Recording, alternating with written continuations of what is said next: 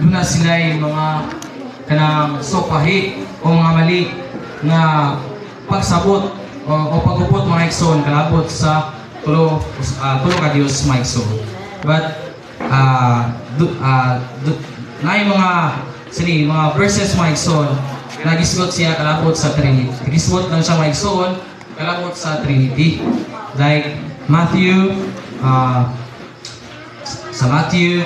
sa 2 Corinthians, Revelations, and Ephesians mga igsoon. Kagatuot both sides nini mga igsoon sa kamatuoran is nagisgot siya sa tulo sa Diyos. So sa kabahin, wala tayo makita mga igsoon nga word for word na triune God. But doon natin makita hindi nga mga bersikulo mga igsoon nga napakita nga ang atong Ginoo tungod sa iyang mga kabuhatan mga igsoon. Doon na siya mga nagkanalaing pagpadayag mga igsoon. Makita na to nga naani ang Amahan, Anak ug ang Espiritu. So makita na to nga ang Tritheism nagkupot sila mga igsoon kalapot sa tulo ka Dios. Nagkupot sila nga Amahan bulag sa Anak ug ang Anak bulag sa Espiritu. But kita mga igsoon, the Father, the Son, and the Spirit nagkahiusa sila mga igsoon. Dili sila pwede nga mabulag mga igsoon. For example ba kanang 3-in-1 nga kape. Diba, dunay Nescafe, dayon, then, sali, ang sasakol lang, coffee mate, ano sa? Ayan, ay asukan mga igsoon. So, tulo sila. Pero pag masagol na siya mga igsoon, mahimo na sila usa mga igsoon. Na-mix ba sila, na-mix. So, sasakapay na sa mga itong Ginoo mga igsoon. Siyang kabuhatan, mahimo siya tulo usa nga Diyos sa ekonomiya. Aron mga igsoon sa katuyuan. Aron matuman ang walay katapusang pamatikayon sa atong Ginoo. So makita na to ang Tritheism. Nagupot sila sa tulo ka Dios apan bulag mga igsoon ang Anak ug ang Espiritu. Apan dili nga kamatuoran mga igsoon. Kalabot sa Trinity, dili sila bulag mga igsoon. Kundi ang Amahan, Anak ug Espiritu nagdungan sa pag-anaa ug nagpuy-anay sa matag usa mga igsoon. So gani pag once neglect na to or sa likway na to ang atong Ginoo mga igsoon na siguro sa past na to doon na tayo kanang ba nagpuputan ini mga igsoon kasi nang wala pa tayo nakapaton sa kinabuhi sa atong Ginoo nagpuputan nga concept nga nagatuo siguro ta nga tulo ang atong Dios mga igsoon tungod sa mga sukahay nga pagpanulo.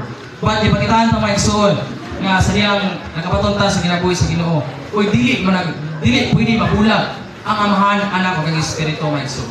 Tungod kay nagdungan sila sa pag-anaa o nagpaganay sila sa matag usa mga igsoon. So the way dita nga mugunit o mukupot mga igsoon nining pagpanudlo kalabot sa Tritheism mga igsoon. Bisan naman atong gustuhan ang kinabuhi mahimo siyang Pirisiya mga igsoon. Salamat sa Ginoo nga kita nga nasayod mga igsoon nga ipakitahan ta dinhi mga igsoon nga again and again the Bible says that there is just one God, my soul. There is only unique one God, my soul. So makita nato nga usa ra gyud ang atong Ginoo, my soul. Kita nato nga sa ilang pagupot mga igsoon nining tulo sang Dios nga managbulag mga igsoon. May mabita nga malamdagan nini mga igsoon. Siguro wala pa ta nasayod kalabot sa tulo sang Dios mga igsoon. Apan sa iyang diri gisutan ganina nga sa iyang pagkamao mga igsoon usa ra gyud siya mga igsoon. But sa iyang ekonomiya nahimo siyang tulo nga usa nga Dios mga igsoon. Manang dali mga igsoon si Arius mga igsoon nga maoy kanang usa sa mga representative sa Tritheism mga igsoon. Nagatuusab siya mga igsoon kalabot sa tulo sang Dios nga bulag mga igsoon. Muna makita na to ba nga makita na to mga igsoon nga Tritheism mga igsoon does not have the safeguard of the aspect of the one. Then the Bible says mga igsoon then again and again that there is one God. Muna ang Tritheism mga igsoon nagakupot lang sila sa usakabahing sa tulo ka Dios mga igsoon. But sa susab kabahin ila sab na giniglek o gisalikway ang atong usa nga Dios mga igsoon. Para makita na ito both modalism and tritheism mga igsoon.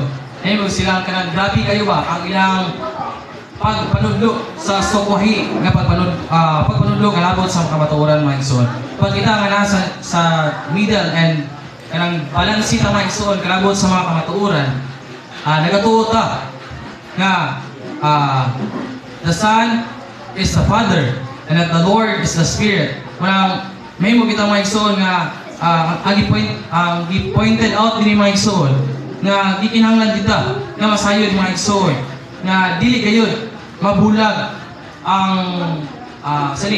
ang tulo sang Dios diha gayud sa iyang ekonomiya mga igsoon. Para makita na ito mga igsoon nga ato gintang i-condemn kining modalism and tritheism mga igsoon kay masin mga igsoon maguba o gani kanang masin madanita sa kalibutan mga igsoon sa pagpanudlo kalabot nining sukahi nga pagpanudlo kalabot sa tulo ka Dios mga igsoon. Manang gipakitaan ta sa tong yung ganina mga igsoon nga kinahanglan ta nga madali sa tong Ginoo. Aron sa tuyo mga igsoon madala gyud ta